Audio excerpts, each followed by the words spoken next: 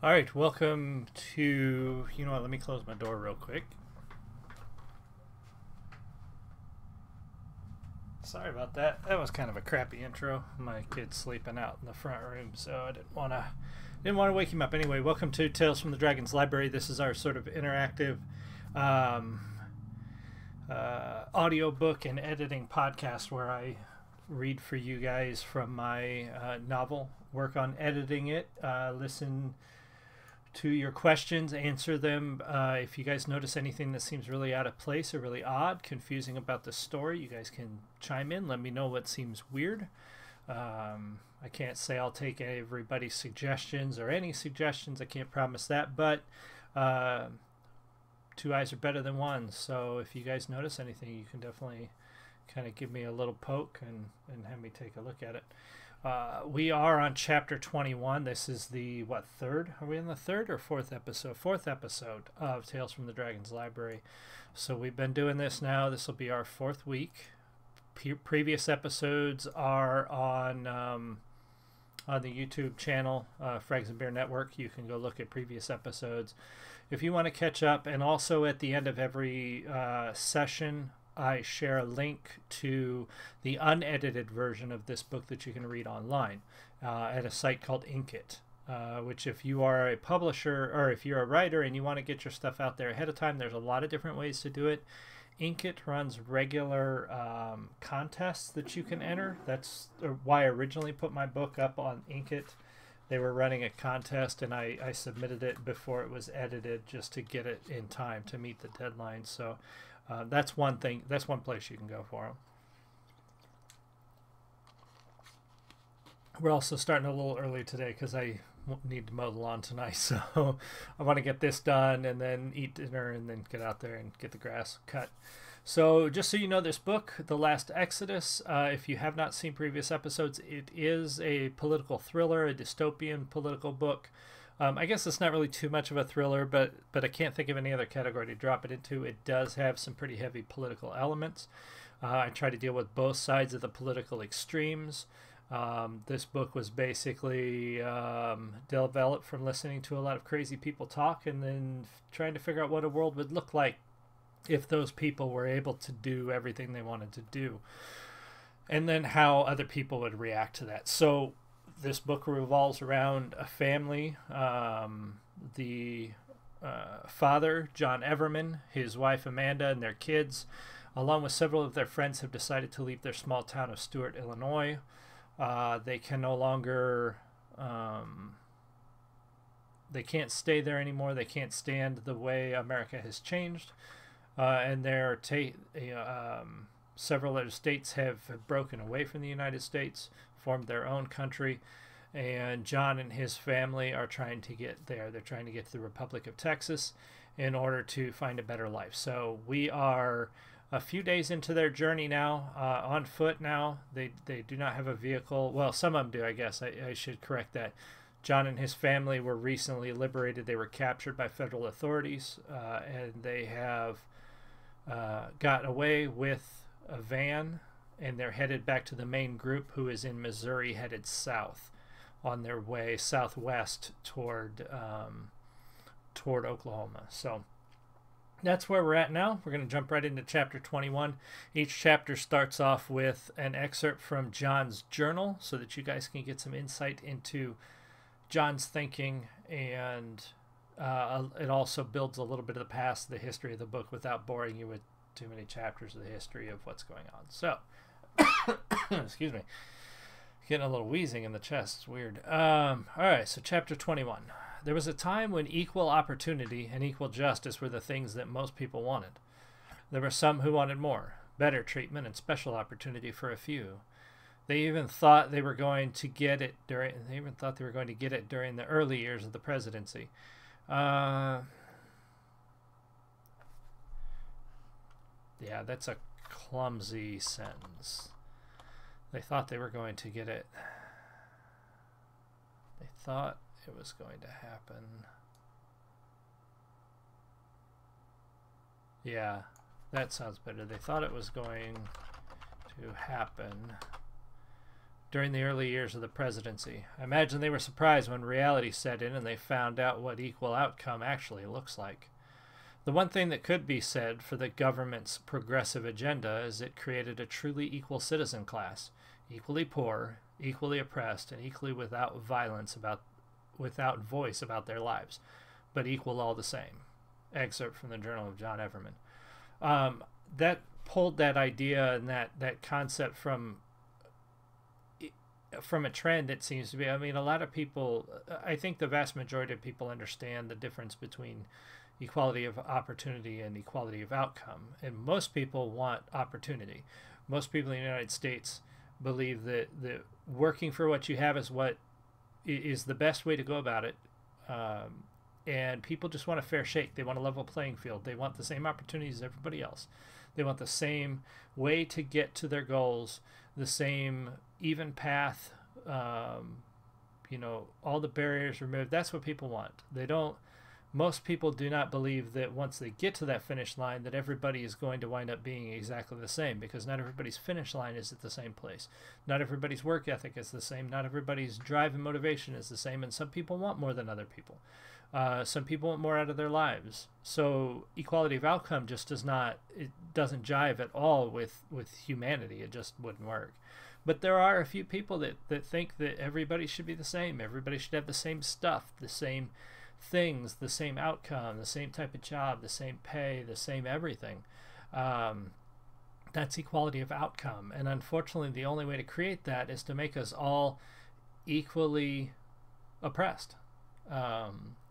The government would have to force equality of outcome. They would have to force all of us to do the same thing. They would have to force all of us into the same path and the same structure and everything else. And that's not free. So that's sort of where that idea comes from, is that equality of opportunity is what people want. They just want the ability to, make their lives the same, or make their lives what they want of it, under their own power. All right, so the drive back toward Hannibal was nerve-wracking for John. He decided early that driving the van through Quincy was too risky. He was sure the feds would know about the escape before they reached the city and would be watching for them to return by the same route. He hoped that crossing the river further south would be the last thing Lieutenant Casey would expect. His next decision was much harder for him to make. Once across the river, he would have to decide whether to seek out the larger group or drive on to the border. He was sure that the van would be enough. He was sure that the van would have enough gas to get there, but once their escape was reported, the van would become a target. That does not need a comma. It may be faster, but it may be faster, but it would also be more dangerous. We're going to go with that. What are you thinking, John? Amanda asked from the back. He looked in the mirror and met her gaze. We have to decide what to do once we're across the river. John replied. He saw Amanda look away a moment, considering his words. They'll be looking for this van, she said. Let's do that here. I was thinking the same thing, John said. He looked in the mirror again to see her eyes boring into him. Sarah needs to know about Steve, she said simply. He just nodded, knowing that he owed Steve that much. Knowing that he owed Steve so much. The least he could do was make sure his family knew how he died. He hoped, no, that's the right word. He had hoped to keep his mind on other things, but he couldn't.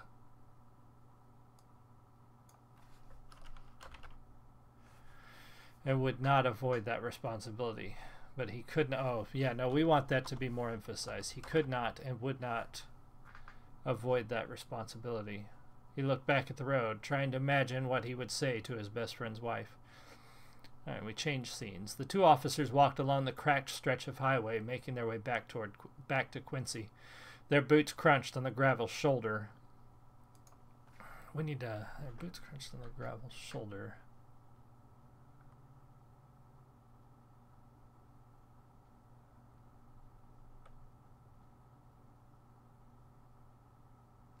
Two officers walked along the bridge.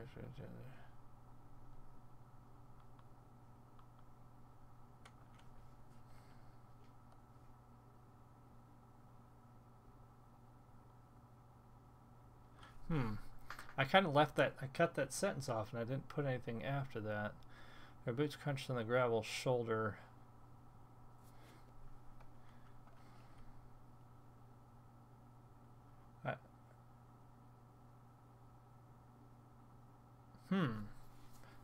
I don't like those two sentences at all, the way they're structured, and I think I screwed up and just kind of left that one cut off.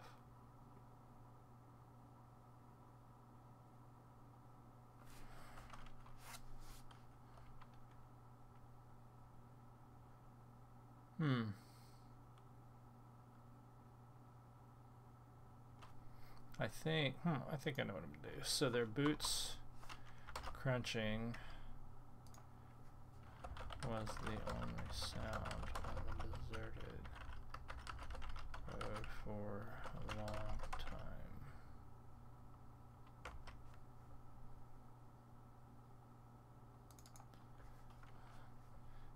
Driver finally.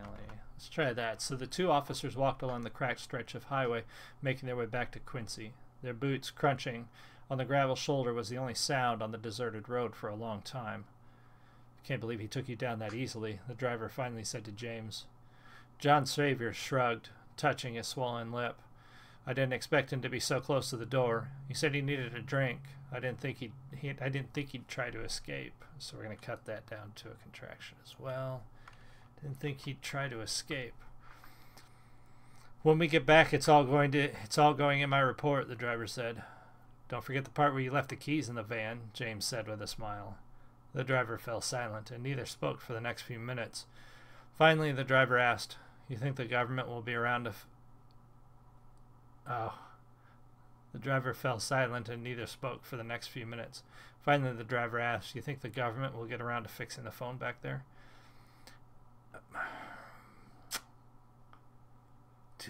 Did they get on the phone? I'm trying to remember if they got on the phone, because they stopped at a gas station, and that's where John took the van. But I don't know. I think we're going to leave that there for now. Alright, so changing scenes back to the van. The drive through the city of Hannibal stretched the limits of John's calm. He felt as if eyes were boring into him from every window and doorway they passed. At every turn he expected to come face to face with a federal roadblock waiting to take them all back to Peoria. John sat in the front seat, wearing a federal officer's coat and hat, while the others remained quiet and hidden in the back. He had to keep reminding himself to stay under the speed limit and look like he knew what he was doing. At one point,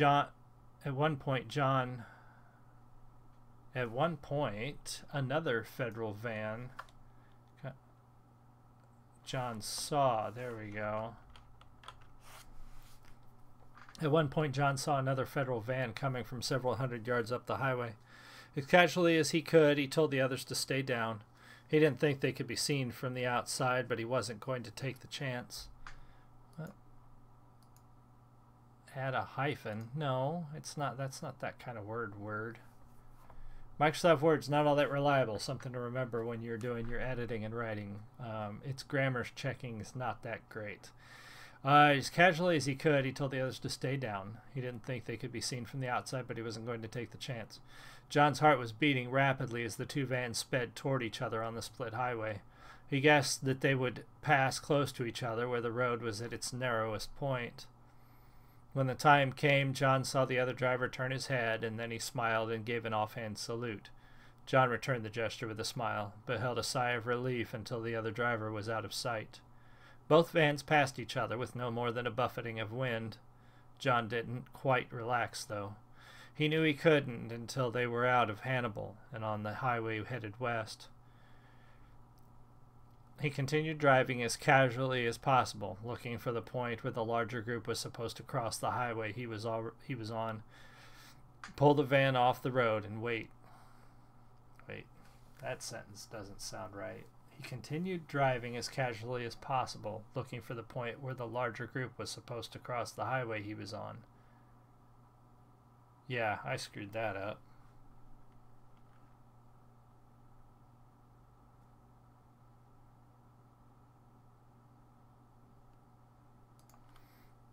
Yeah, I don't think that rest of that sentence belongs there. I think this is all supposed to be gone.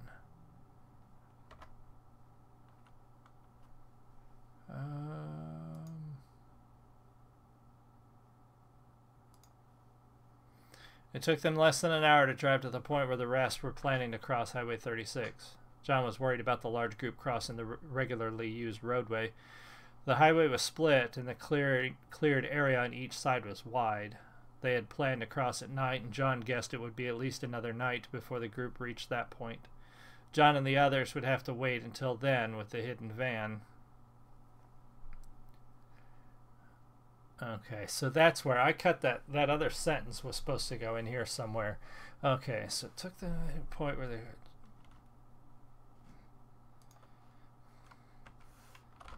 He pulled the van off the highway. Oh no, there we go. Second guessing myself, and I did write this in right. So let me see here. So they found the highway. John was worried about the large group crossing the regularly used road. We're going to take that out. The highway was split and the cleared area on each side was wide. They had planned to cross at night, and John guessed they planned to cross at night. And John guessed it would be at least another night before the group reached.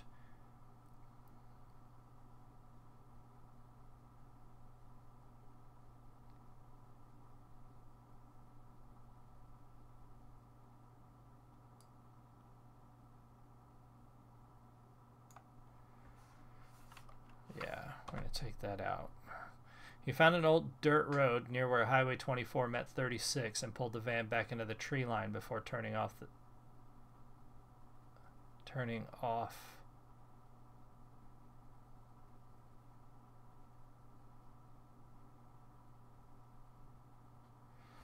No, before pulling the van.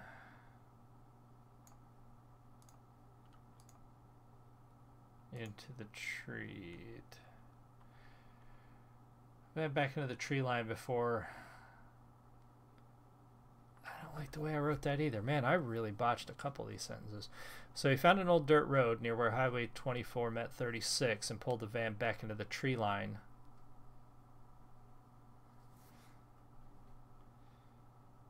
Yeah, we're just going to cut that right there.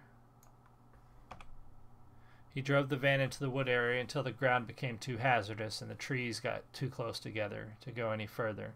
Finally, he broke the silence everyone had unconsciously been keeping since they entered Hannibal. He found the older... why it doesn't like this. Remove the comma. He found an old dirt road near where... and pulled the van. Oh, yeah, it doesn't need it there. Okay. Make that a contraction there. We'll have to wait it out here until the rest show up. They should cross this side of Highway 24, so one of us will need to watch the van and another near the tree line to watch the highway, he said.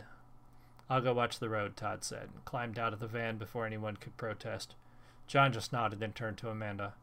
I'll stay up here. You and the kids get some sleep, he said, giving her a quick kiss and climbing out of the van himself. He walked a short distance from the vehicle. We're going to change that to vehicle. I said van way too many times. So he could keep an eye on it and the surrounding trees. The silence of the woods was oppressive, only broken by the occasional drip of water from the trees into the leafy ground. He settled himself... leafy carpet. He settled himself on the ground with his back against a tree, ignoring the damp that soaked through his pants. The earlier rain left... Oh, rain. I left out a letter. The earlier rain left behind damp, stifling air on a day that was warmer than usual for autumn, and the atmosphere seemed to settle right on John's chest like an unwelcome guest. For John, the waiting was the worst part of the journey. Being alone with his thoughts seemed somehow to be more torturous than the constant fear of capture. Self-doubt ate at him. He couldn't help but wonder if he was doing the right thing for everyone. They all looked to him to lead, but what did he know? He hadn't even been assigned a management job back home. He didn't know anything about leadership except what people said in books about famous generals. And if you could learn that sort of stuff from a book, then anyone can lead, right? He'd made a promise, though, and he intended to keep it. He would lead them to Texas even if it killed him.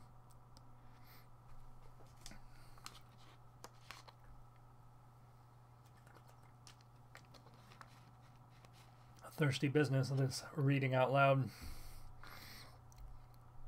John looked around the damp woods they were hiding in. This was what he had led them to, running from the feds, hiding in the woods, losing a friend, husband, and father. He looked southwest toward their destination, freedom, liberty, Texas. He prayed to God it was worth it. A quiet cough from the van brought his mind back to his family. He was risking everything on those ideals, a dream to see his children free to choose their own destiny. His family hadn't questioned him, nor did they have any doubt, and he certainly couldn't show his own fears to them. It was up to him to be strong, confident, and when the time came, the leader that everyone was expecting him to be. As night fell in the woods, John let his mind wander and work out any possibilities his subconscious could come up with that might be a problem on their way to Texas. It was something John did frequently when alone, but before it had always been a nuisance. He would be working the line, doing the redundant tasks that were his everyday job, and his mind would just create the most fantastic or unrealistic situations and how to solve them.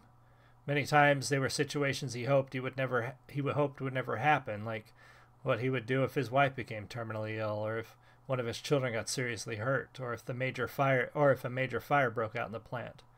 Now the way his mind worked seemed to be useful. He could work through all the possible problems in their plan to reach Texas and let his mind work through them ahead of time. As always, though, he hoped these were just daydreams and all the planning was unnecessary. Sometime after dark, John dozed off against the tree. His head slumped forward, his chin against his chest. He didn't fall into a deep sleep due to his anxiety and the cold damp under his legs, so when Todd came running back to the van, John jerked awake and to his feet. He didn't know it was his friend at first, and was prepared to fight whoever was charging into their hiding spot. Thankfully, Todd called out quietly before John had a chance to leap to the defense of his family. "John," Todd called when he came within sight of the van. Seeing John a few feet from the few feet away,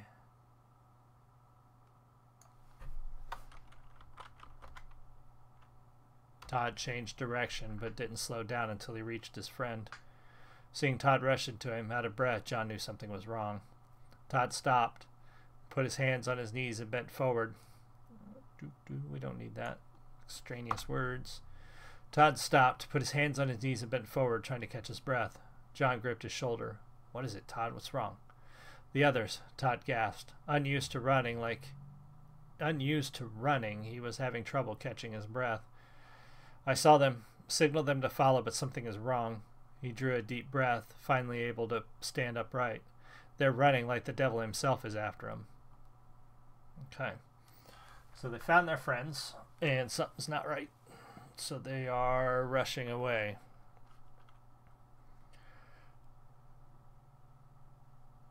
Alright, chapter 22.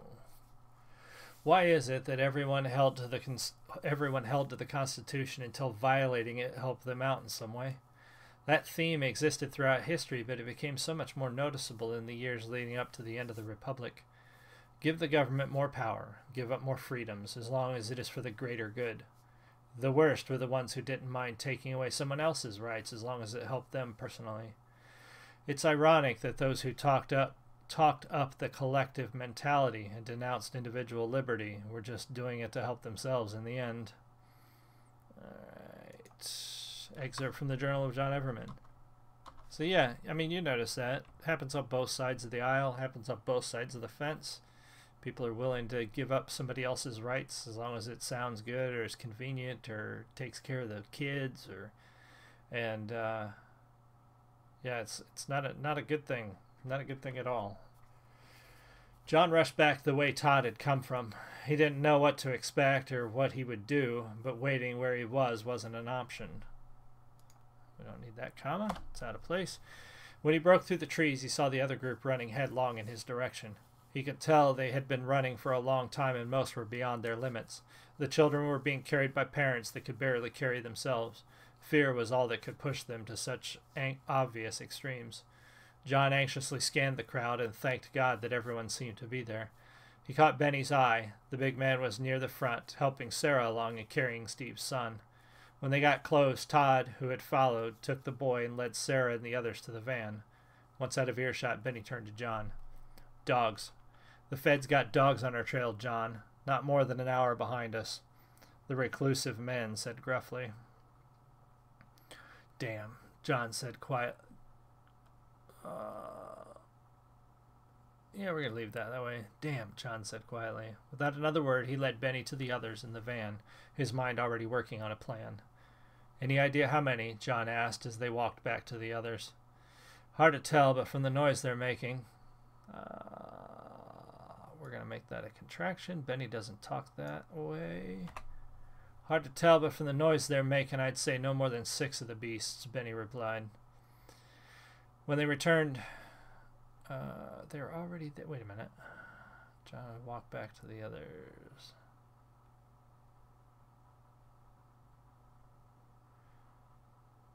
When they returned to the van, everyone else was waiting anxiously, talking excitedly among themselves about what might happen next. As John approached, they turned to him, and he could read their thoughts on the faces staring back at him. They were looking to him for guidance, that much was obvious, but he could almost see that they were wondering what he would do with the van. Some were hopeful, others were resigned. All of them knew that the van couldn't take everyone.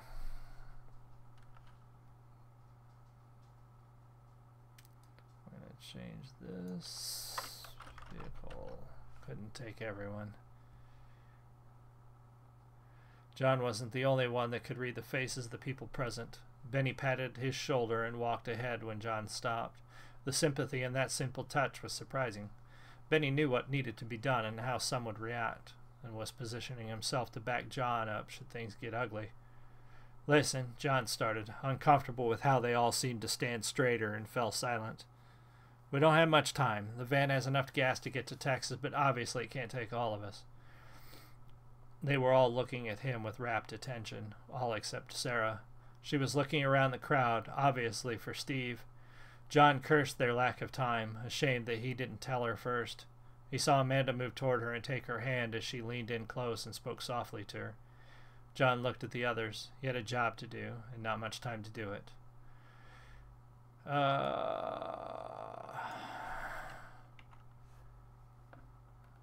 We'll send the children and those unable to move fast enough ahead in the van. They all knew that was the most logical choice, but he could see disappointment in the eyes of some and fear in the eyes of others.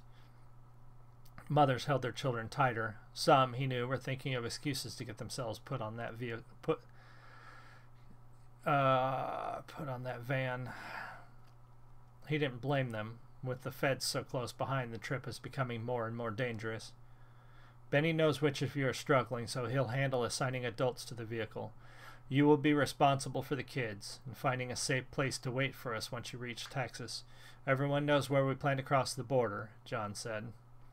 He nodded to Benny, who immediately set about organizing the group and getting the children into the van. Most took the news calmly, saying tearful but quiet goodbyes to children. Kids hugged parents and promised to be brave. Everyone knew time was short, and they tried not to waste it. There were a few that looked at the van like they might do something foolish, but Benny singled them out and set them to watching the road or other tasks to occupy their thoughts. John left him to it and approached Amanda and Sarah. Sarah, I'm so sorry. I don't know what to say, John began, but was instantly silenced when Sarah lifted her tear-filled eyes. She just shook her head and opened her mouth to speak, but closed it again. She took a deep breath and finally spoke quietly. He knew. We knew this might happen. She couldn't say any more, but nearly fell into John's arms when he moved to comfort her. She shook against him, her tears soaking his shirt as he looked over her head helplessly at Amanda, whose eyes were also red from crying for her friend. He smoothed Sarah's hair and spoke to her quietly. He was the best man I knew, Sarah, and braver than any one of us. He's watching us now, and we have work to do. I need you to go with Benny and the kids in the van. Get them to Texas. Can you do that? Sarah took a deep, shuddering breath and stepped back, smoothing her clothes and wiping her eyes. Finally, she looked at him with hard determination in her face. She just nodded once. John gave her a reassuring smile. Good. We're all counting... Yeah. We're all counting on you two to get them to safety. All of us. The children have to make it to Texas. They're the reason for all of this, John said firmly. Sarah nodded again, turned to hug Amanda, and then walked toward the van. John could see she was gathering herself, her first step slow and hesitant, but soon she was walking toward the vehicle with determination in her step. He knew it would be some time before she was all right. But for now she had something important to occupy her, something she knew had to be done, and a reason to push her grief all the... Stumbling over words now. Yeah, this was a tough scene to write too, and it's a tougher scene to read recently.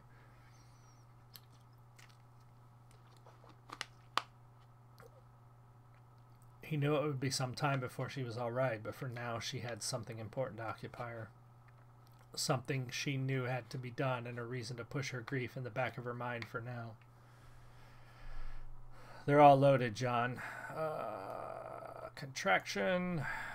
They're all loaded, John, Benny said, stepping close to John and his wife. Benny, I need you to drive the van. John turned to him. I need someone reliable to get them to Texas. Benny didn't question the decision. He just nodded, taking John's hand firmly in his own large one. We'll see you in Texas, my friend. We're counting on you, Benny. Once you're there, let them know we're coming.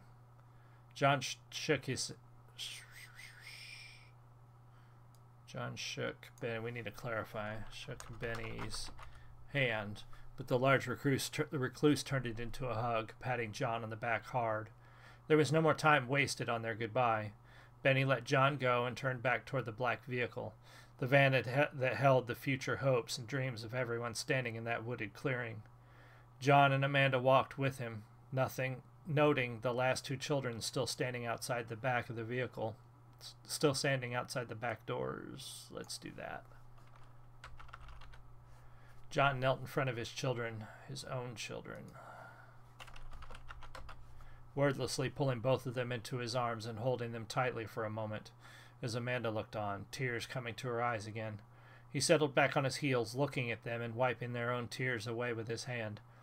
Thomas, I need you to look after your sister, all right? The boy nodded, trying his best to be brave and hide the tears he was struggling with. John nodded and shook his hand like a man before giving him a kiss on the forehead and a nudge toward his mother. Yeah, let's do that. He then looked at Susan. Susan, honey, you need to be good for your brother. Listen and stay close. Can you do that for me, dear? She nodded, not able to stifle the tears like her brother had. John smiled and gave her another hug. That's my brave girl. Now go give your mother a hug. There isn't much time. Susan ran to Amanda, who snatched the little girl up in her arms, carrying her to the back of the van. Once the two were loaded in with the rest of the children and the people too old or injured to move fast, John leaned in close to Amanda. I don't suppose I could talk you into going with them. He knew the answer, but the protective part of him, the part that made him put his family first, had to ask. Amanda looked at the kids in the van and then at the people standing around waiting to move before the feds arrived, and finally at John. You can see in her eyes that she wanted to stay with the children more than anything in the world, but there was also a determination in them, the same sense that made each one of the members of this exodus put others before themselves. It was that same ideal that brought them all together, the same moral fiber that built the original republic and founded the new one in Texas. Amanda shook her head and took his hand firmly.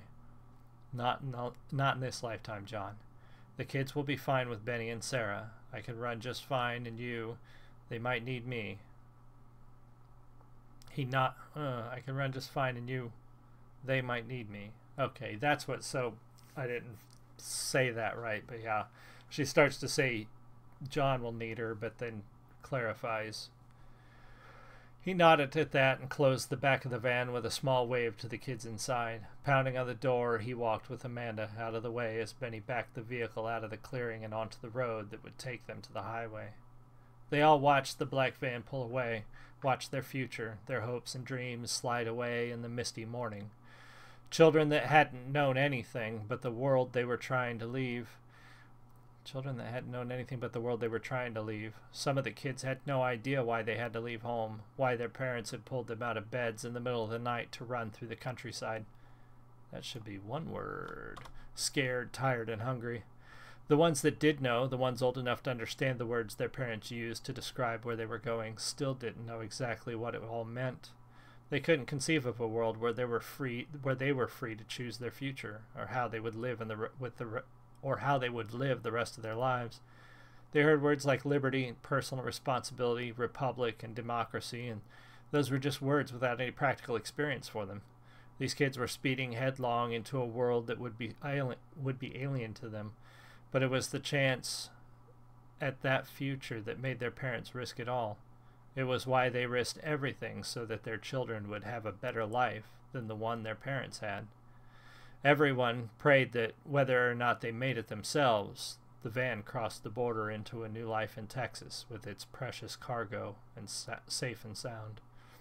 So we split the group, and I did it for two reasons. It seemed the logical thing to do, and I didn't really plan it that way. When I had John and his family get captured and they had to escape, I had them take the van, but then they're stuck with this van. What are they going to do with it? And now they're being chased. So it became a logical progression to put the children in the van and send them off. But then, of course, you needed some adults to go with them. You can't obviously have the children drive the van themselves. Okay. Chapter 23. It was late in the president's second term that the government, under the auspices of bringing us all together as one nation, absorbed the states into one entity. Most people were shocked, outraged. But what were they to do? The government had all the power and all the control. Statehood was abolished, but not every state was willing to just sit back and let it happen. Texas, New Mexico, Arizona, and Oklahoma seceded and formed the new Republic of Texas. The old government didn't have the money to stop them, though the secession sparked a war that would go on for a long time. With the newly formed Republic of Texas being so small and the old government being out of money, neither could do much in this war except keep each other at bay. A stalemate to last generations, maybe? Excerpt from the Journal of John Everman. So that gets to the point of, if things went really bad, how would I expect, the rest of the country to react? And I think if things went this way, that's a very logical course that I think a lot of states would take. Probably not just 4. I think several states would pull away in the event that the government said something like abolishing statehood or the president took too much power. I think that's what would happen. But who knows? Who knows what would come of it? Check some messages real quick here. Give my voice a second to relax.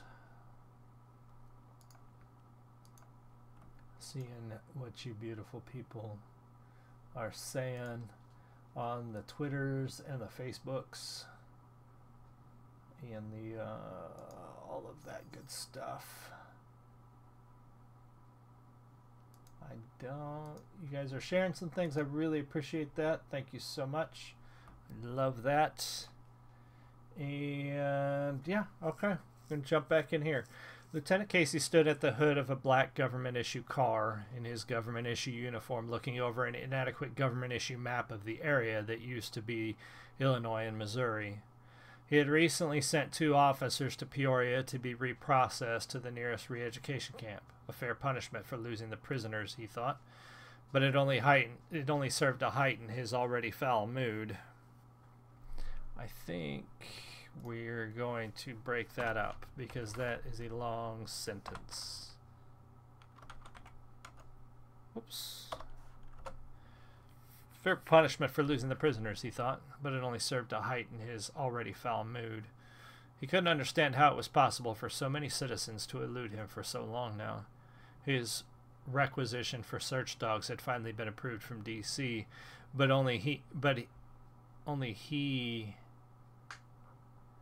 he only had them for 2 days before they were needed elsewhere.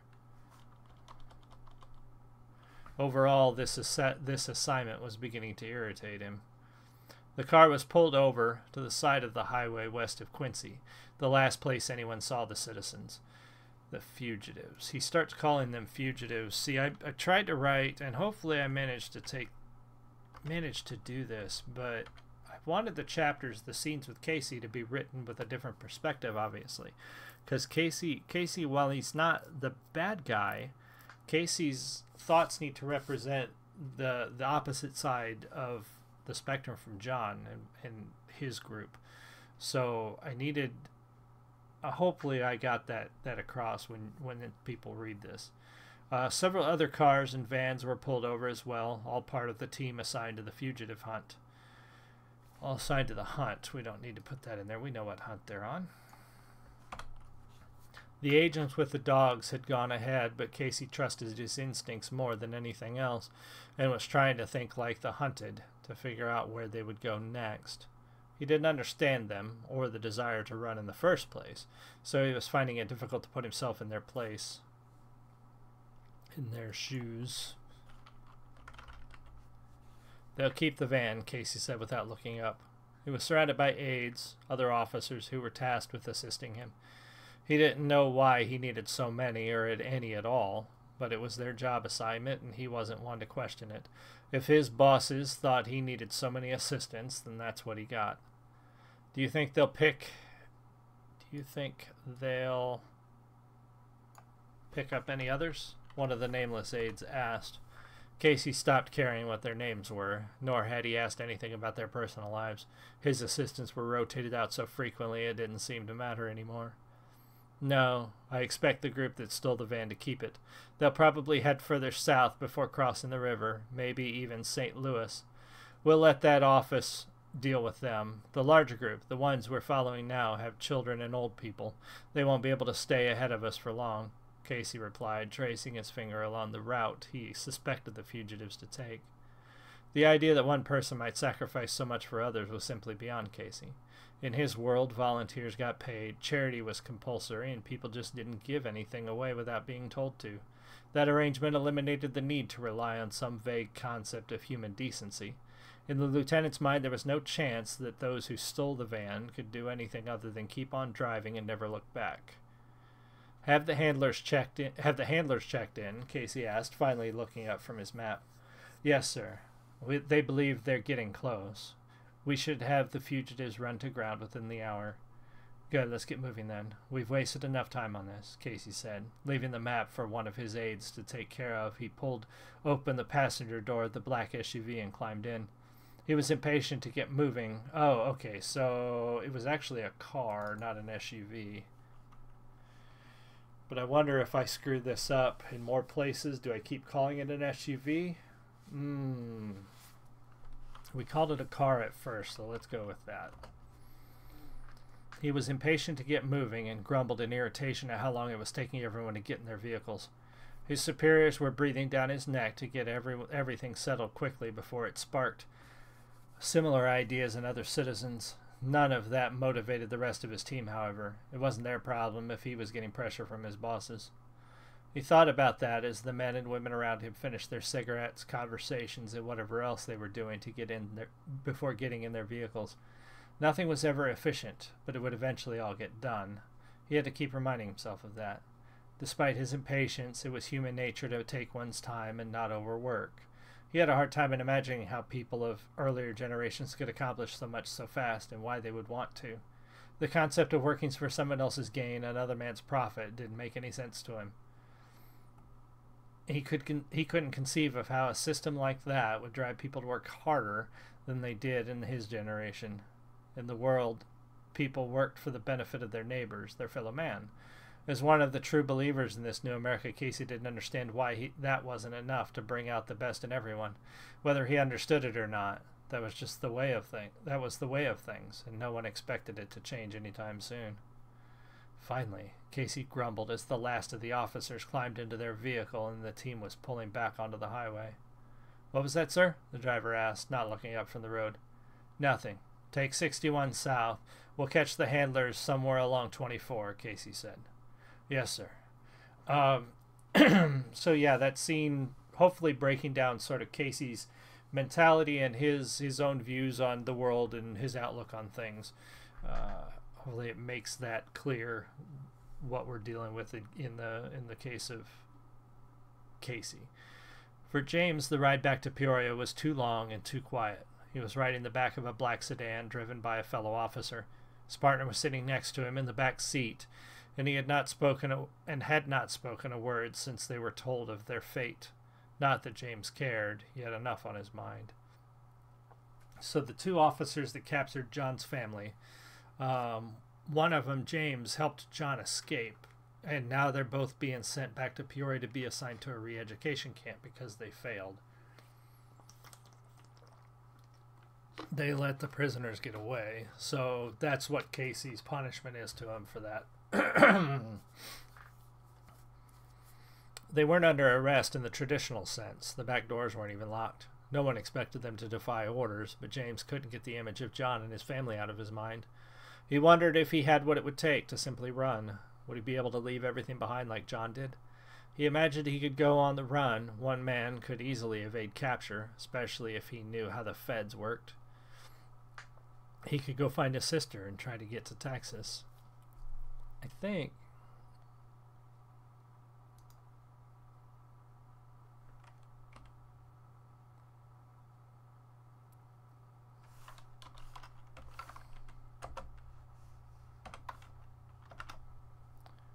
he believed he could go on the run.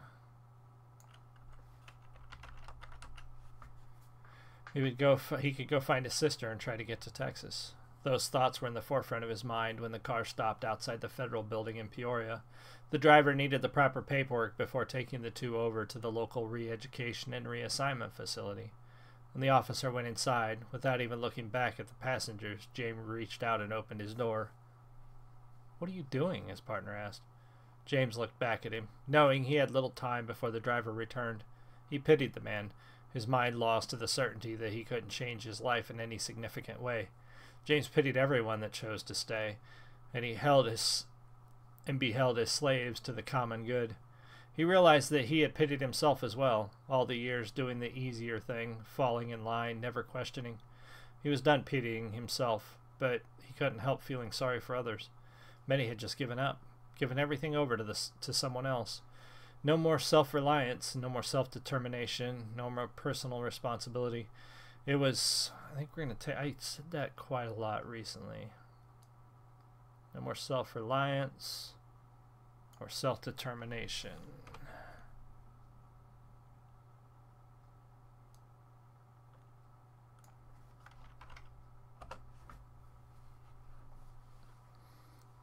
It was a perfect world for some, but there was one thing about it that James could no longer ignore. No more personal freedom. The other man could see that James was different and just took... The other man could see that James was different. In just those few seconds when they were alone, he could tell James had changed. It was in the set of his shoulders and the look in his eyes. It was a look he didn't understand, but he knew that what it led to. He started to speak, to tell James it was foolish, but his partner cut him off. "I'm leaving," James said simply before exiting the car and setting off up the road at a run. The throat's getting dry, so give me a minute. I'm going to run to the restroom. Give my throat a break. I'll be right back. 2 minutes.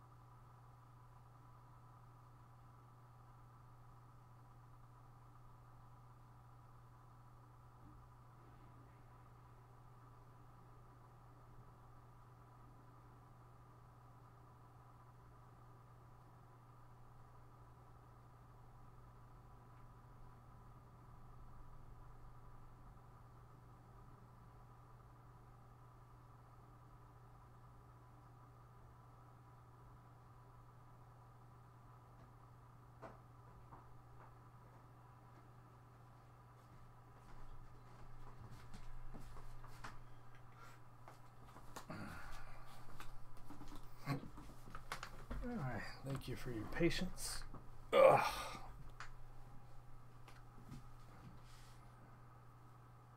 Okay. So that was that chapter. James is leaving. He's going to go find his sister and get the hell out of Dodge, I guess. So chapter 24. And I forget how many let's see, how many pages we got. So we'll be halfway done, I think, tonight.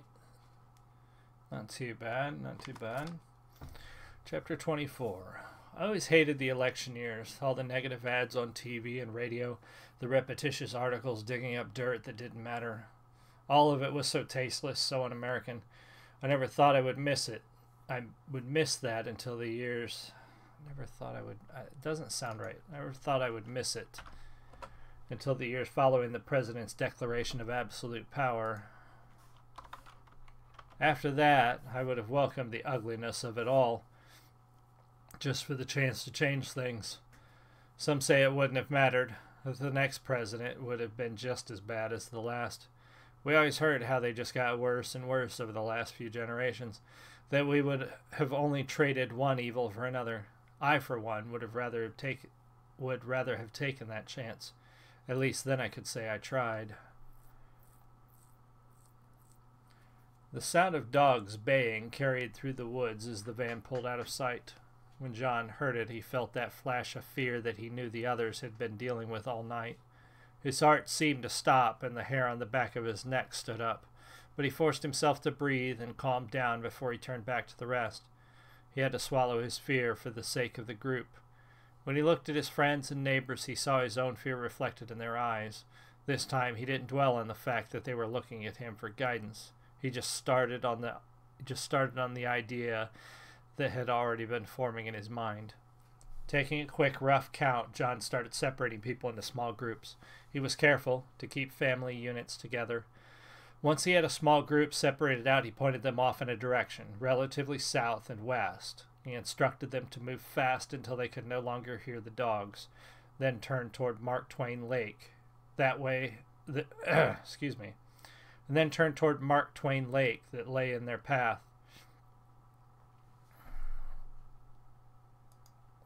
South.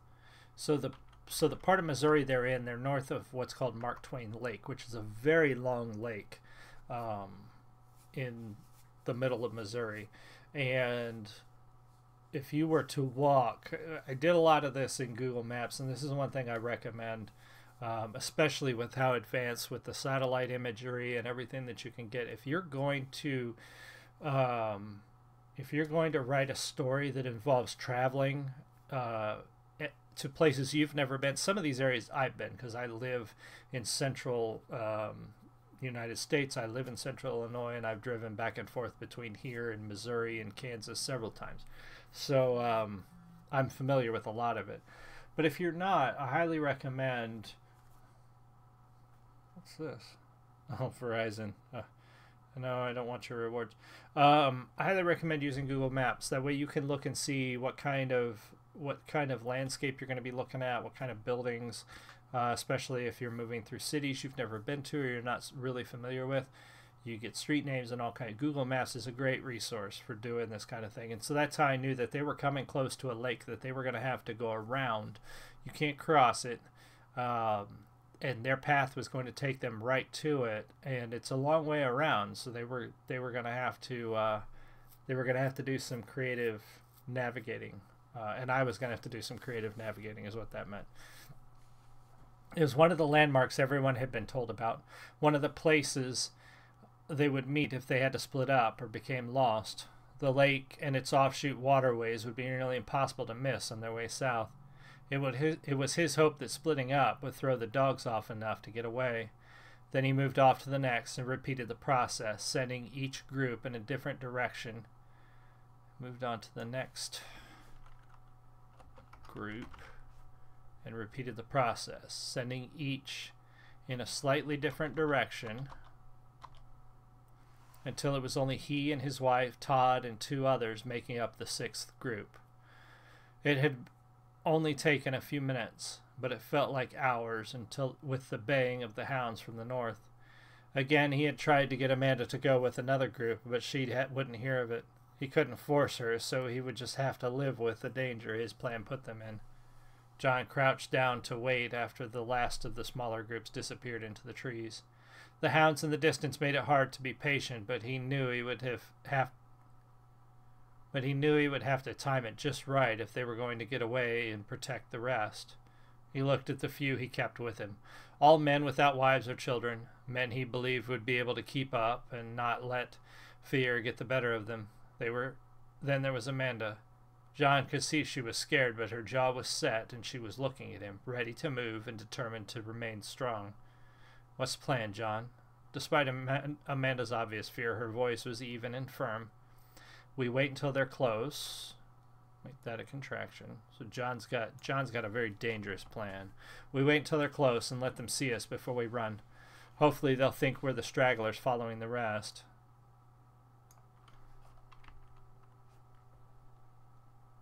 I'm going to take that out. Hopefully they'll think we're stragglers following the rest. The others looked at him in shock. If all goes well, they won't bother to find the other trails and just chase us. John could see them visibly wrestle with the rising panic as they realized just how dangerous this was going to be. It was Amanda who broke the tension. "It's a good plan, John. We're up for it." She looked around as she spoke, receiving nods from each before finally looking back to her husband. She could see in his eyes how proud he was of her, and she couldn't help but smile. The moment passed, however, at the next baying of the hounds. They were close. "Let's move." John led them across the clearing. He started the first couple of them into the trees, holding Todd back with him. He nodded for Amanda to follow the other two, but she hesitated. John kissed her and gave her a quick hug. "Go with them. I'll be right behind you."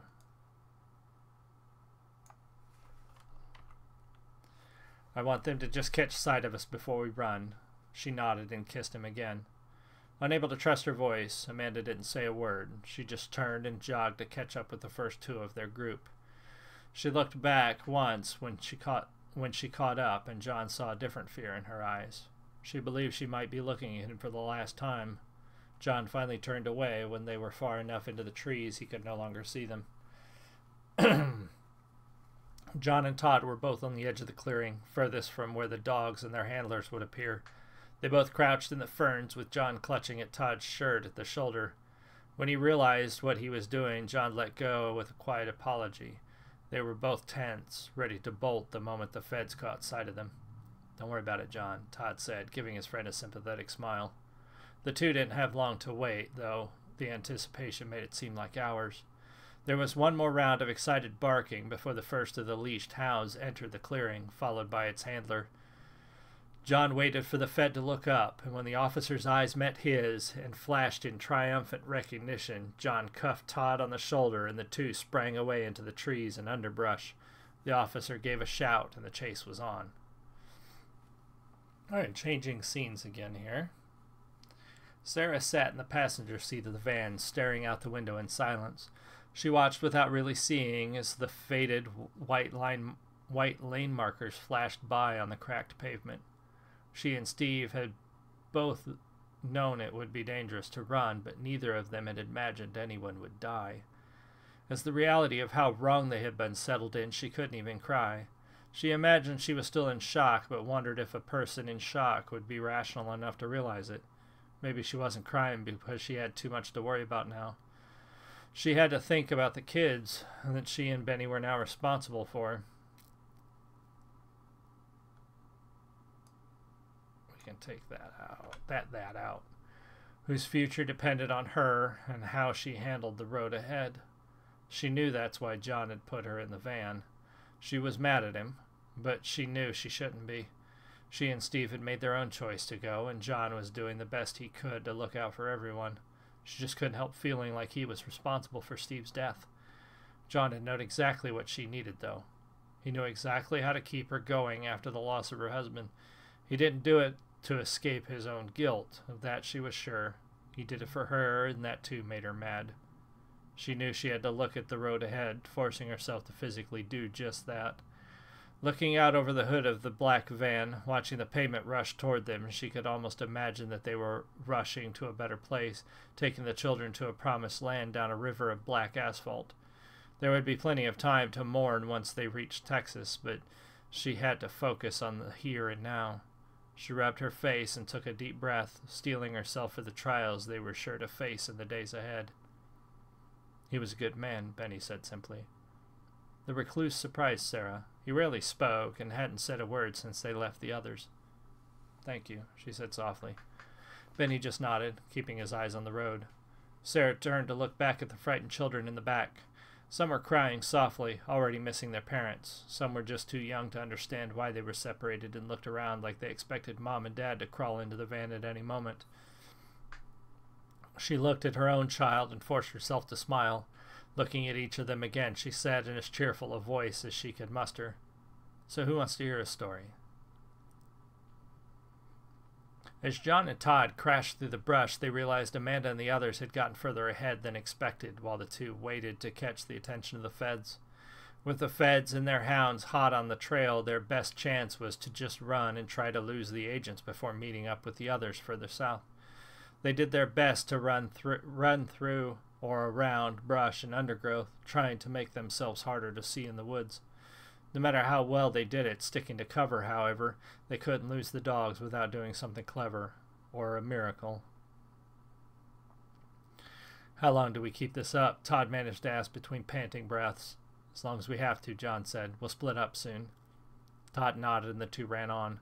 The ground fell out from under the two as they plunged into a shallow ravine.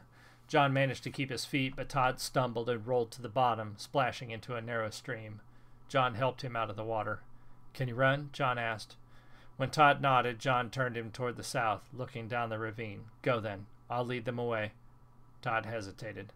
"Todd, listen, we don't have time to argue. If I don't make it to the lake on the agreed time, agreed upon time, make sure Amanda and the others get moving." John gave him a push, making it clear that it was time for Todd to go. John stood at the base of the ravine, watching the last connection to the refugees run south toward freedom, his boots splashing water with each step. Todd looked back once, and John just nodded to his friend, both wondering if it was the last time they would see each other. Both looked to the top of the ravine when the hounds called out again. When John looked back, Todd was gone. John waited until the first hound reached the ravine and the handlers caught sight of him again. As the canine raised his head to announce his find, John bolted north. He made sure he had the attention of the agents before disappearing into the trees again. As he had hoped, the human handlers followed what they could see rather than what the dogs indicated. When one of the hounds tried to get a scent on Todd's trail, the handler just pulled on the lead until the animal turned to follow John with the others. John expected to be caught, but he hoped it would give the rest enough of a lead to get away from the feds.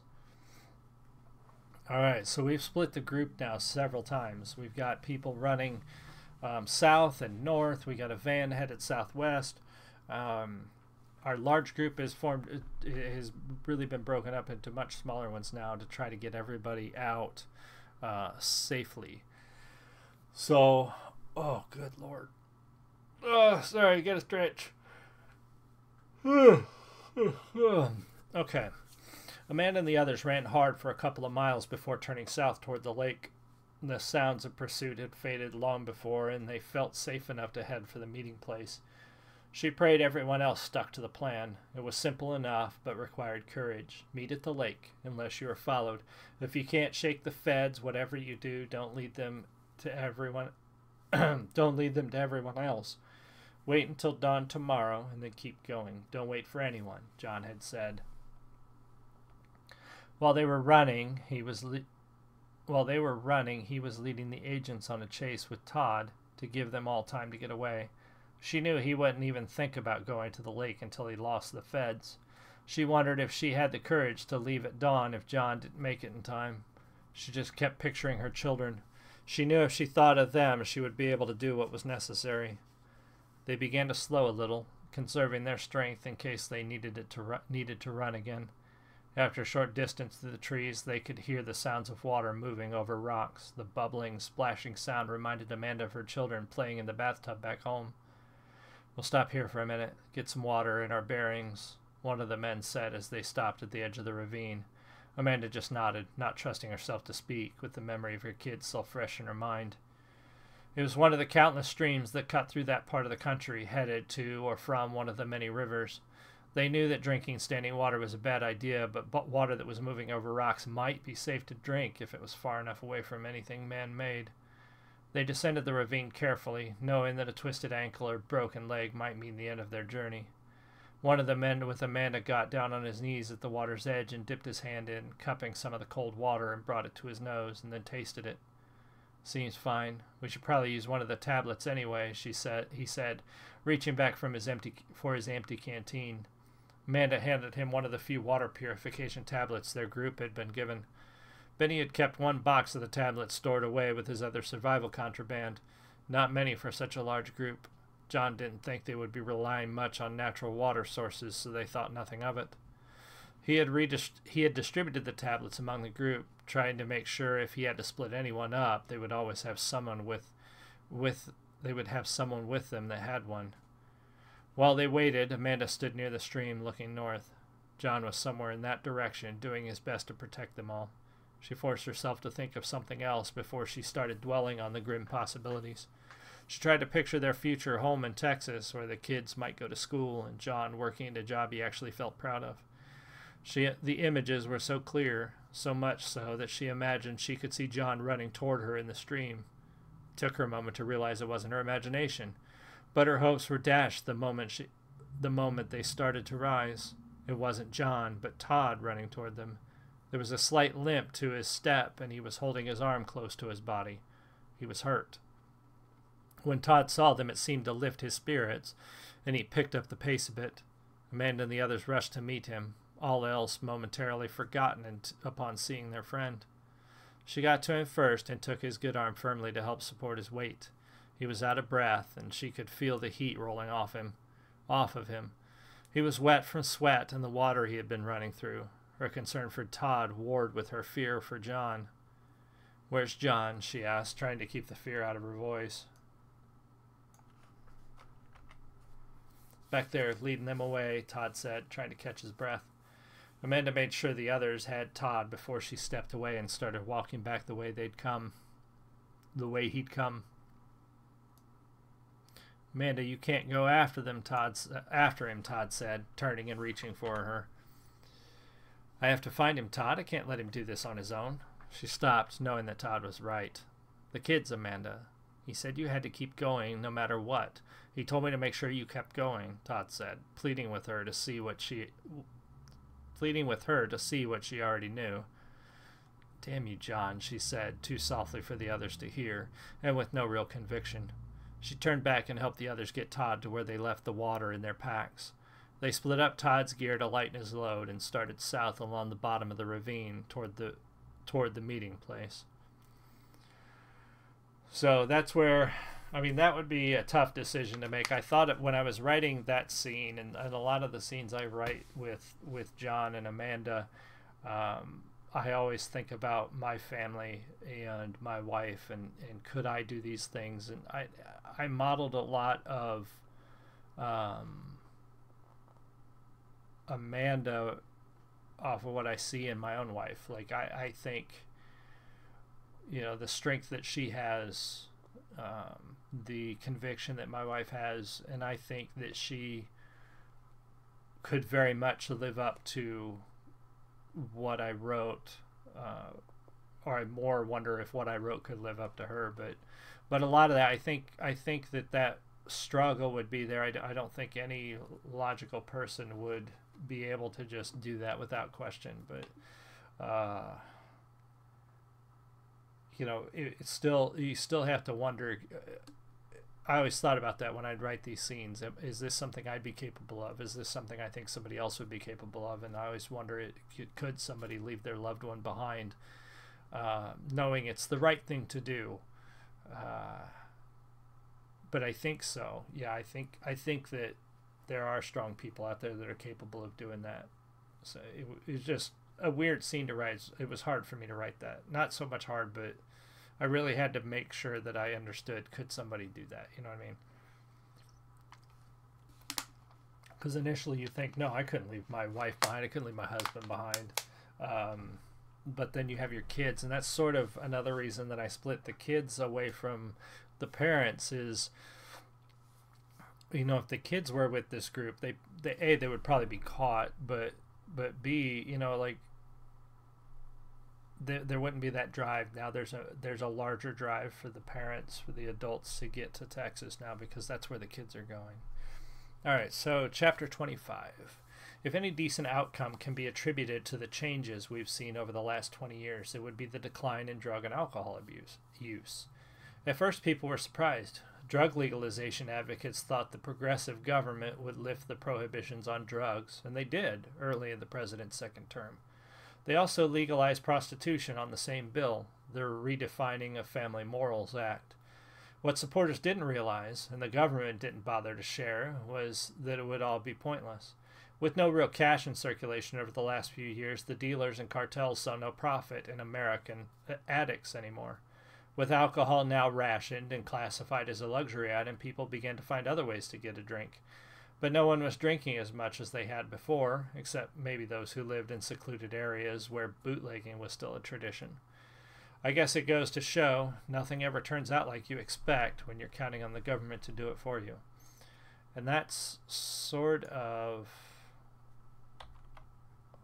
and this is funny because I'm writing this from John's perspective. I don't always agree with some of the things John thinks or says, and John clearly has sort of a bit of a derision for the idea of legal prostitution and legalized drugs, and I don't think people should be charged as criminals for making a choice. If you want to take the choice to hurt yourself or put your life at risk by taking drugs, that should be up to you. I don't think people should be able to sell them to minors, for example. I think it should be well regulated and taxed. And I think having prostitution be illegal is dumb. I think it's dangerous and dumb.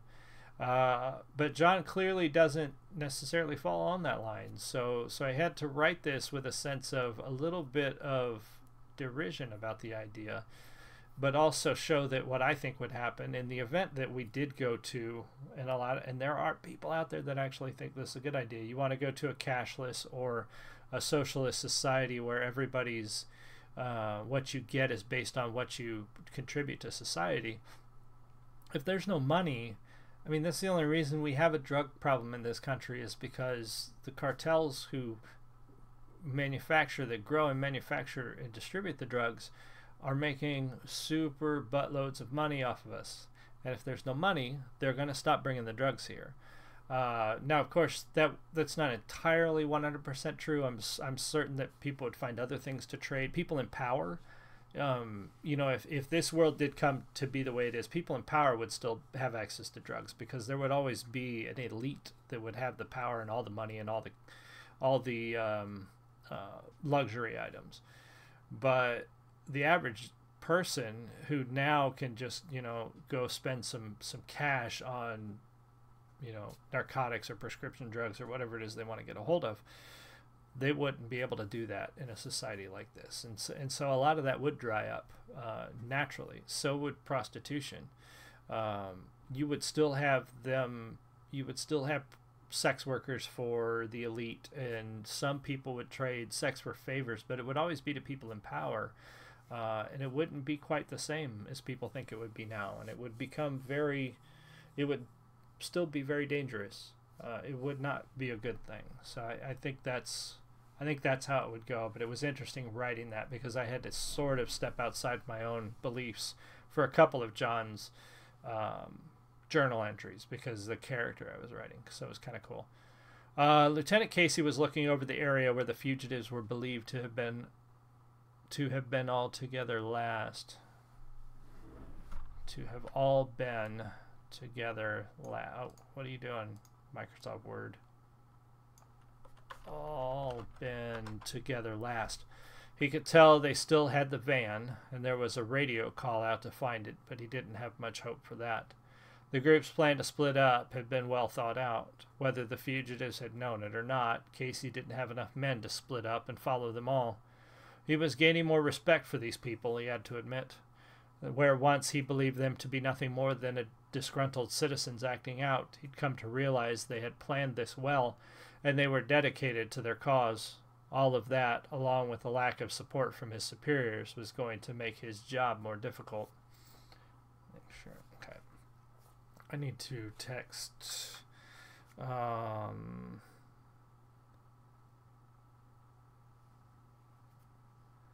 Let me see if she needs me to call in the pizza order. 1 second.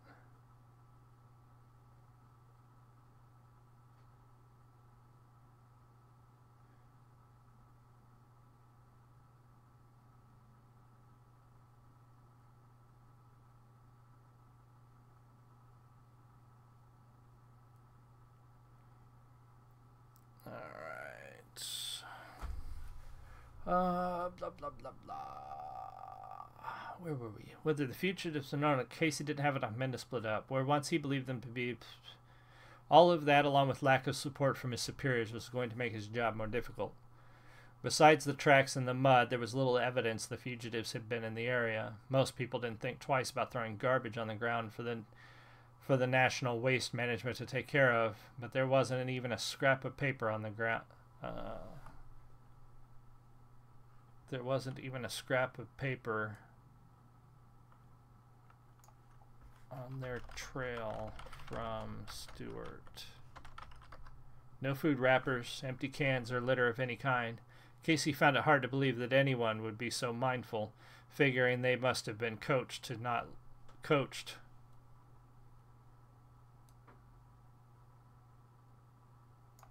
To pick up after themselves. There we go. The few agents remaining with him narrowed down all of the routes the various groups used to get away, but it didn't help much. He would have to be satisfied with capturing the ones they had seen when they reached the clearing. He was also running out of time before he lost some of the agents he'd been given. The government's definition of efficiency meant there weren't enough agents to go around. It was getting late in the day and still no reports from the handlers. The government's definition of efficiency. There weren't enough agents to go around.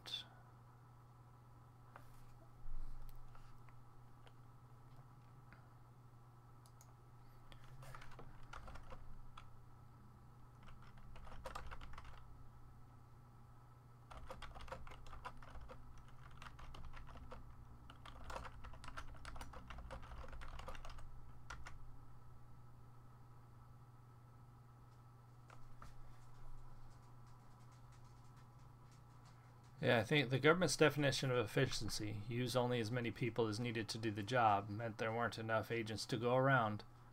It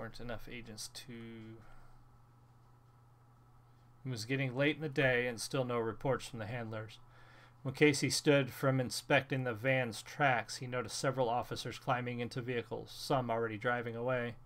He grabbed the arm of one agent who was headed toward the car Casey had been using.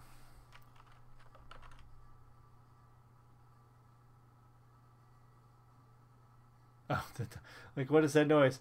Dog drinking out of his water dish, and his tag hits the metal thing and rings like a bell.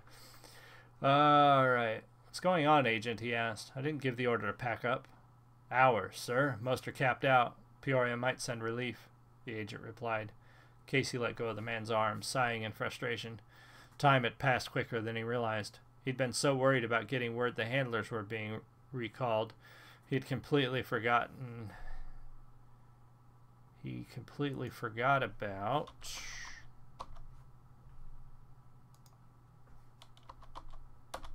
the other agents and their contract-regulated hours. He should have put in a requisition for a relief shift hours ago.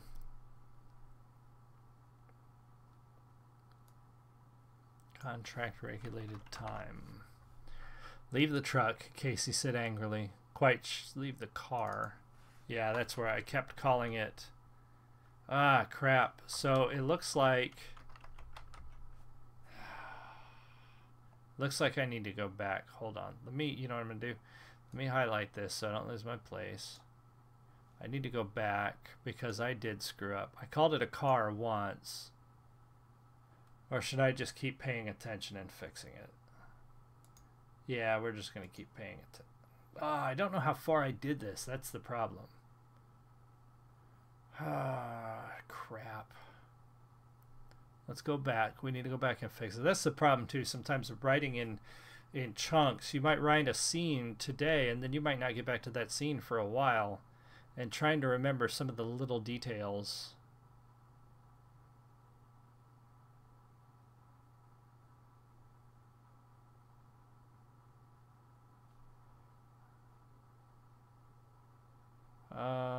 So I need to find where, because I changed SUV to car at some point.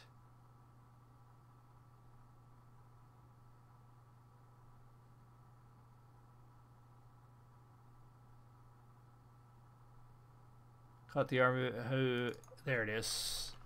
SUV Casey had been using. So now we need to go way back up here.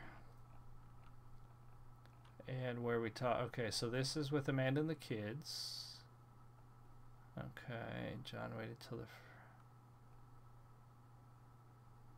Todd has a... Okay, so this is John and Todd. This is Benny and Sarah. John and Todd again. Gotta find the scene with Casey. Yeah, I think it was back up here at the beginning. Yeah, here we go. We're almost there. Okay, so it was this scene up here.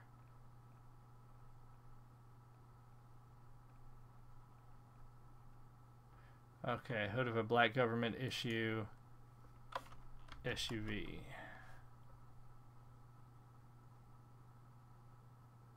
Couldn't understand how requisition overall.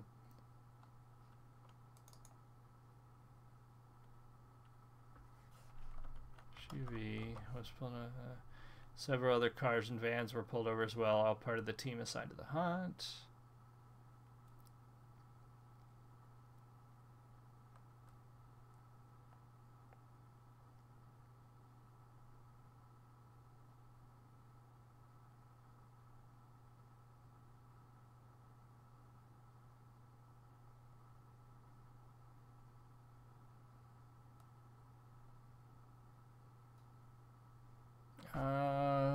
Let's see. We have, I know we have another SUV and climbed in.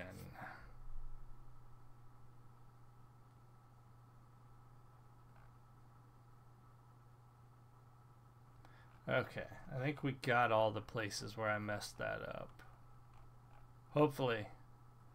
If not, then somebody will be confused about which vehicle Casey's driving for a paragraph or two.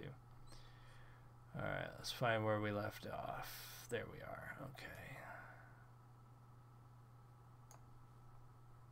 Let's... Come on. No color? Alright. Leave the truck, Casey said angrily, quite sure that if he didn't, there was a good chance they'd all strand him there.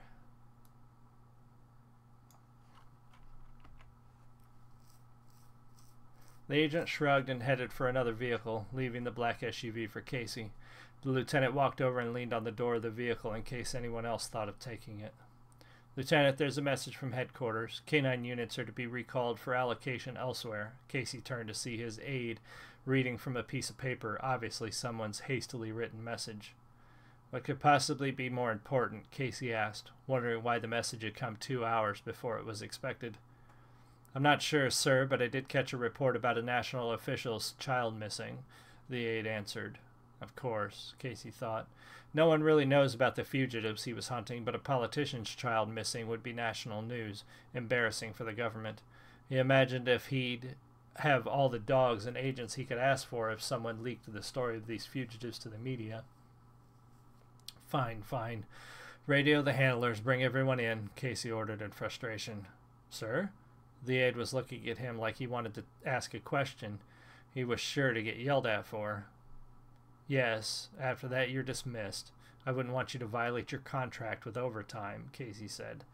The agent looked relieved and nodded, going to carry out his final orders before finding a ride back to Peoria. Oh, got a text back. 1 second here.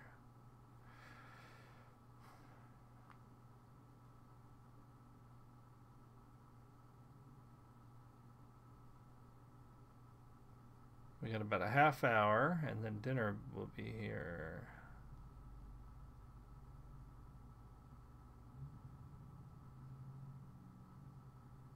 Hopefully it hasn't rained. It looks like we might get some rain today, and I need to mow. My grass is awful. It's so long. All right. Casey watched the last of the officers leave. He couldn't believe how the operation was turning out. He knew that in years past, police and investigators talked about duty and solving crime, getting their man, but for his colleagues, duty only went so far as their contract said it had to. Even he should be heading back, but something in him refused to give up. He would be reprimanded, but in the end, the same contract that said he couldn't work overtime also said he couldn't be fired. Without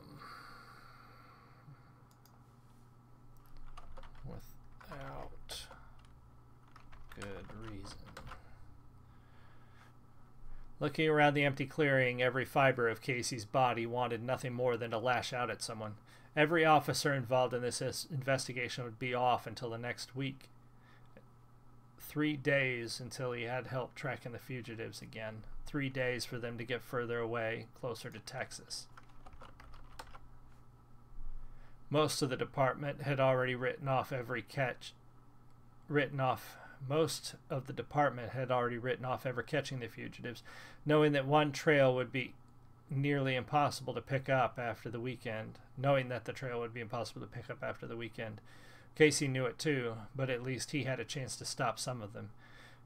They had split up, and by the last report, there were a few on their own, quite possibly their leader, John.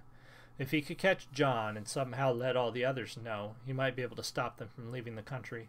He couldn't imagine they would leave one of their own behind.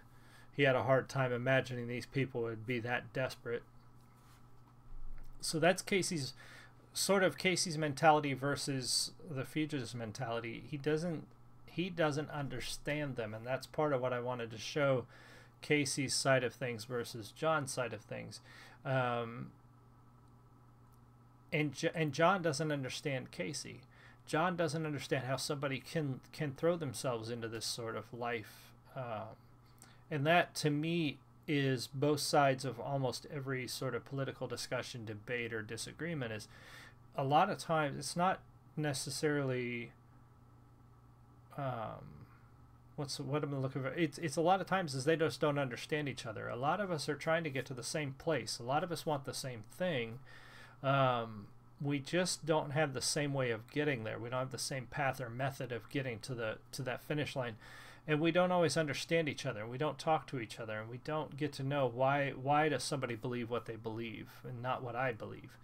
And that's part of why I wanted to show these 2 points of view, because it's very obvious that John and Casey don't agree and don't believe the same things and don't understand each other at all. And that is why things have gone the way they've gone for these guys. So I wanted to show that very clearly as to what's happening there. So anyway, we'll get back to it here. John lost his way after he separated from Todd, but he could hear the dogs behind him for hours. When he thought he wasn't going to be able to run any longer, something changed. He stopped to catch his breath and to figure out why the sound of the dogs was different. For what seemed like hours, the baying and calling had followed him through the woods, always close and echoing around the trees in every direction. Not his direction, but in every direction. Echoes go in every direction. Then, without warning, the sound changed. The baying of the hound seemed quieter, further away, or pointed in a different direction. The calls of the handlers were also different, and he was confused. Had they given up on him? He wondered. Had the dogs caught the scent of Todd or the others? John turned around and headed back, determined to find out what was happening and make sure no others were in danger of being caught. Exhausted, worried, and sore, John climbed out of the creek bed that he had been running through and headed back toward the highway. He hadn't gone far when he realized that the feds weren't chasing anyone else. The sounds went back to the clearing where the chase had started, and the hounds weren't calling out as if they were on the hunt. He picked up the pace to get closer to the agents and try to hear what was happening. It was easy for him to catch up. The feds were taking their time getting back, and before long he could hear them talking. I was wondering how long we'd be out here.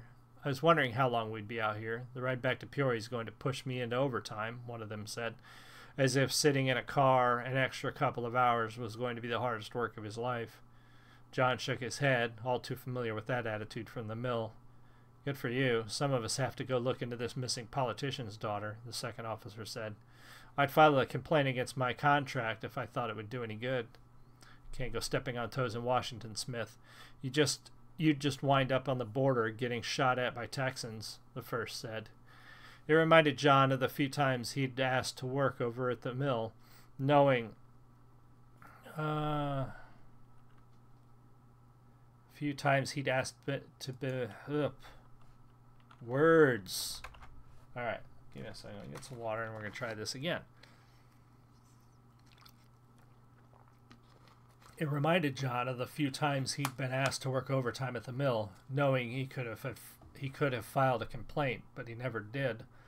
The government owned everything, and it was no secret they used the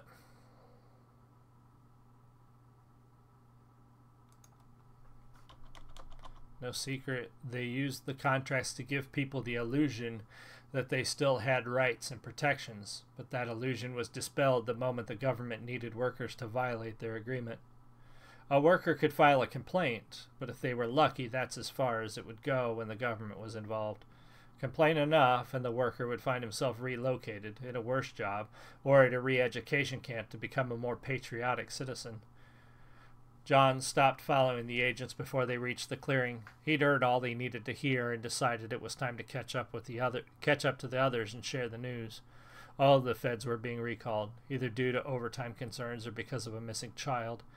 He would never have wished anything like that on a kid, and he hoped she had just become lost and would be found right away, safe and unharmed. Hearing about the missing girl had turned his thoughts to his own children, lost in a world that didn't even make sense anymore. They were all lost, he believed, every last person that lived in America, trudging along in life with nothing to look forward to. Years before the change, people talked about the American dream being dead, something only rich people could attain, or just a myth to start with. John didn't believe that was true, and neither did his father or grandfather. They had never been rich, but they'd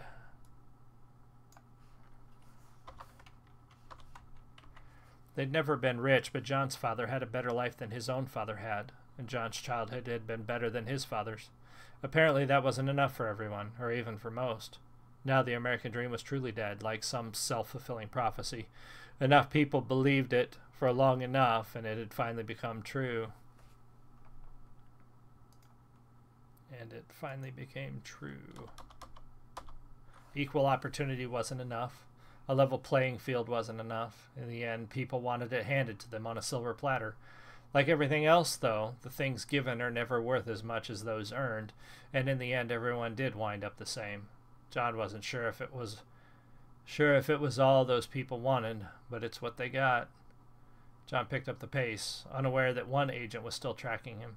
He knew the group was only going to wait until dawn, and if anyone was missing, then when the sun came up, the plan was for everyone to keep going. He was about 8 hours from the lake, and another 3 or 4 to their meeting spot on the west side of it. He was already a couple hours behind the last group and approaching evening, which would slow him down. He would be hard-pressed to find them by dawn. Alright, so we're going to get to the difficult part of this writing because, they're separated and we have to decide who's going to go where and what's going to do what. Once they reached the lake, it was just a matter of keeping the water... Oh, wait a minute. I skipped a paragraph. Alright, so we're changing scenes. Amanda and the others made good time, reaching Mark Twain Lake before it became too dark to see. After that, it wasn't difficult to follow the lake shore to the western edge where they were all supposed to meet. There was an abandoned house just off Highway 24. Hold on, we got a text. What is this? Okay. Well, I just ordered now, so...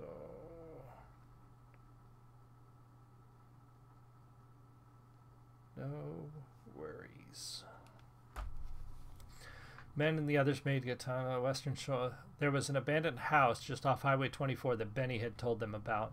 The place was hidden from the highway by trees, and the access road was overgrown from disuse. It was the closest place to hide for the night, near the bridge that crossed the last waterway on the north side of the lake. Once they reached the lake, it was just a matter of keeping the water on their left until it cut back to the south. Benny's directions led them to an old shipping yard. From there, they would follow some old and mostly overgrown country roads west until they hit the highway. Then they would follow that to the house. At that time of night, Highway 24 would be deserted, but with agents out looking for them, they weren't going to take any chances. Once they reached the highway, they stayed about 30 yards back, walking along the tree line until they reached the bridge. Todd was doing better, his limp nearly gone, something they were all thankful for. No one wanted to imagine what would happen if one of their number was injured and unable to continue. When they reached the bridge, they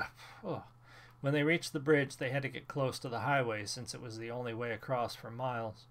From what they knew, the bridge was long and the crossing would leave them exposed for more time than any of them, not longer, let's do that, more time than any of them were comfortable with. Todd had already said he would cross last since he was the slowest. Crossing the bridge wasn't quite halfway to their goal, but it felt like it all the same. It was certainly a milestone in the journey to freedom for all of them. I'm going to take that out. And the journey for all of them. A tangible landmark, the first place they knew to meet if they all got separated. Amanda helped Todd to his feet, and the little group pushed on. Alright, so they've got a destination in mind where they're all going to. Everybody knows to go there. It was sort of a plan they set in motion before they even left. Everybody had a specific landmark to reach, and so they know where they're supposed to go. Chapter 26. I was fairly young when the president was reelected to his second term. I didn't really understand everything that was going on, but I could tell the world was changing. My parents were worried and disappointed in how things turned out. I remember the news talking about more people without jobs and a lot of anger directed at the government. Some people thought things would calm down after the election, but they were wrong. I would find out later, when I was more able to understand, that this is when the rumblings of secession started as well. Several states were already sharing ideas about how to form a union more perfect than the one before. I guess no one thought it would actually happen at the time. John ran as fast as he dared in the dark. His pants and boots were soaked from the wet grass, mud, and crossing the streams that fed Mark Twain Lake. He was cold and tired, but he knew his time was short if he was going to catch the others. He had faith that they would move on at dawn, with or without any stragglers, but a part of him hoped they would wait just long enough. He knew it was a selfish thought, but he couldn't help it. Instead of letting the thought wear on him, he used it to push himself. He prayed that he wouldn't fall in the dark, and prayed that the others were safe. He prayed that no matter what happened to him, his family would reach freedom, and that his children would grow up in a world where they had a chance to be something. He wanted, with all his heart, to be there with them, and that thought, more than anything else, kept him on his feet and running. He could see the lake on the left and the moon reflected on the water, but the light wasn't enough. He had to keep his eyes on the ground, watching for darker shadows in the dark that would tell him that there was a ditch or a hole ahead. That didn't mean he missed all of them. Several times he stumbled or fell, stepping on empty air when he expected solid ground. Each time he managed to fall to the side and land on his shoulder or back. He couldn't afford to take the weight on his ankles or knees and hurt himself. As he ran, John kept going over their hopes for Texas. Their kids would go to a school that actually taught them to think for themselves. He could find a job, any job he wanted, and had the skill to do or learn a new skill. He could earn money to take care of his family with his own sweat and blood. He would be able to look at his family and all they had and know pride for the first time. Pride in doing something, working hard, and seeing the fruits of those labors enjoyed by those he loved. They could eat what they wanted, not rations issued by the sustenance department. They could watch, read, learn, and speak what they wanted. They could worship openly without having to listen at basement windows or federal police. He thought of it all. The thought of it all was overwhelming. He didn't know if he or Amanda would make it to see Texas. He did pray that his kids would, though. He prayed that everyone's kids would make it, especially Steve's. His friend died for all of this, and it would be for nothing if those kids didn't see freedom for it. John realized too late that his wandering thoughts had distracted him from the task at hand. The ground dropped out from under him suddenly, and he was tumbling down a muddy embankment. It all happened so suddenly, he didn't have time to stop his fall or turn it into a less punishing roll. Something in his hip pulled, his shoulder struck a rock painfully, and finally his head slammed against a log right before everything went black. Amanda and the others reached the bridge without incident. The highway was dark and empty for as far as they could see. They watched the open stretch of road for several minutes but didn't see any headlights or hear the sounds of a vehicle in the distance. She turned to the little group after she was satisfied. One at a time, and be quick about it. She handed a small flashlight she had. Hi, puppy. Can I help you? I think the dog needs out, so give me a minute. I'm going to let him out. I'll be right back. We're almost done. Yes, I see you. Oh, I know what to do if you're hungry.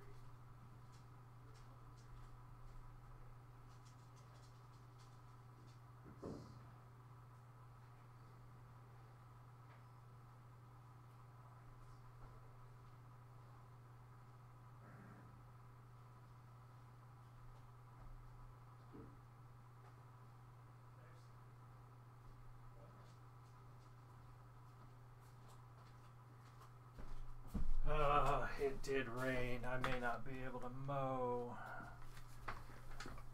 Let's see how bad it is. Oh, that stinks. All right, one at a time, and be quick about it. She handed the small flashlight she had to the first to cross. When you get to the end, click it on twice and leave it for the next. The south end of the road. On the south end of the road. Then get into the tree line and wait. The man nodded and headed for the bridge. They still had a couple of hours before daylight, but they all felt like the hounds were still on their backs. Once the first of their group was on the highway, Amanda turned to Todd. Are you sure about this? I can go last and make sure you get across safely. No, Todd said. I'm the slowest. If someone else gets caught because I held up the line, I'd never forgive myself. She nodded and gripped his shoulder, not liking it at all, but knowing he was right. She looked toward the bridge just in time to see a tiny light blink twice in the distance. She tapped the second man, who nodded and started for the highway at a jog. They all wanted to sprint across like they were being chased by the devil himself, but it was too dark to do that.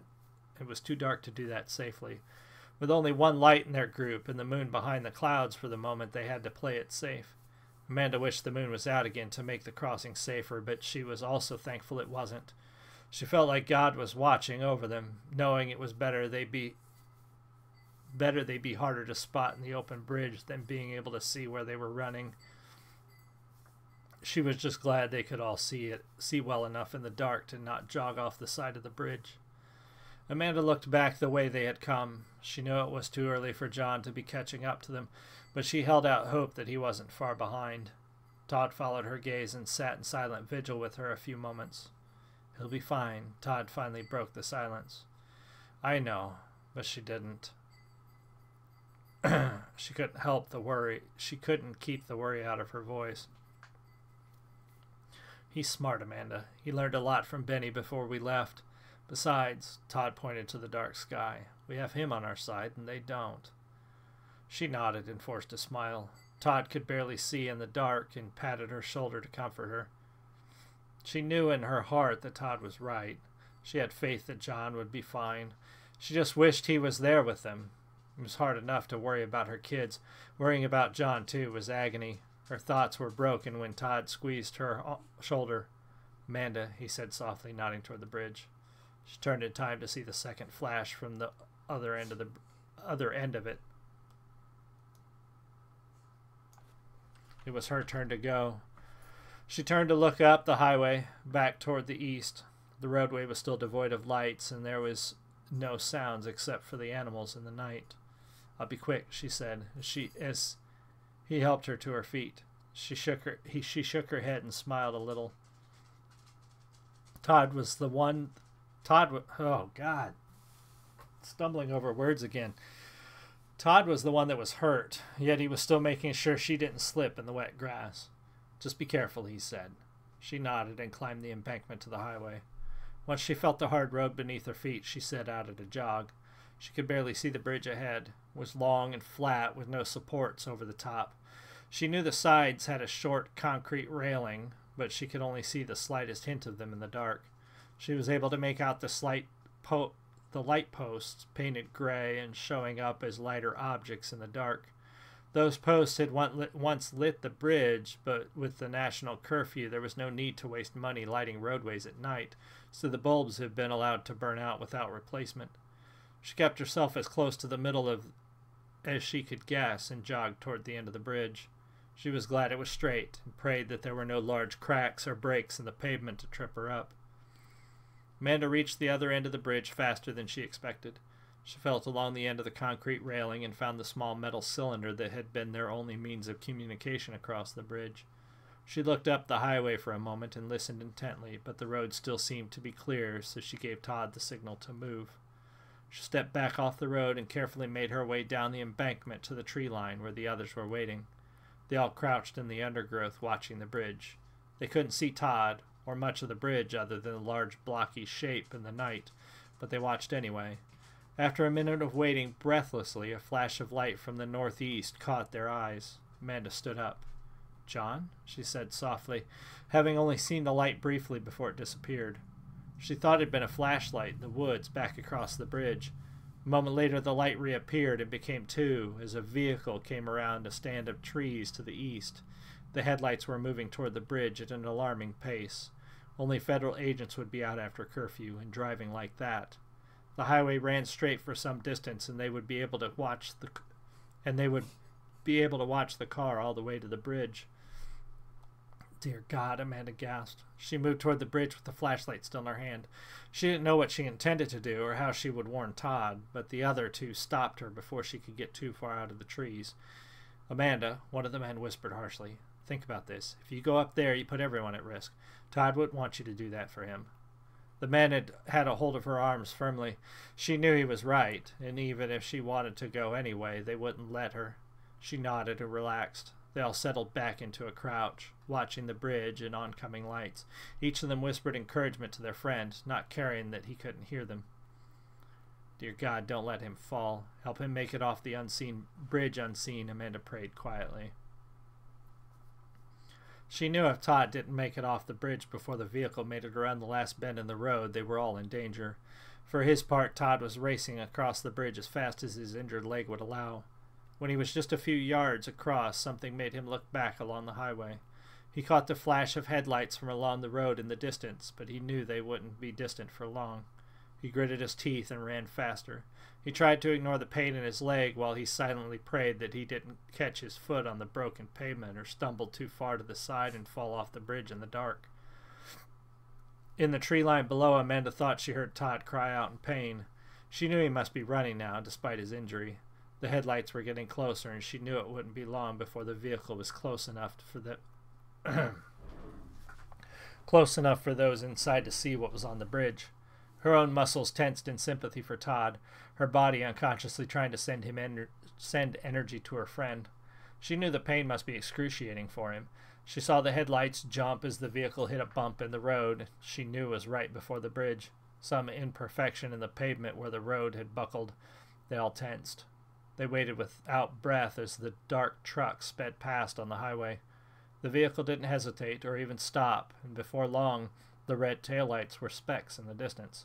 Amanda looked at the others, confusion and worry on her face. "Where is he?" she asked as they all climbed the embankment to the road. To the road.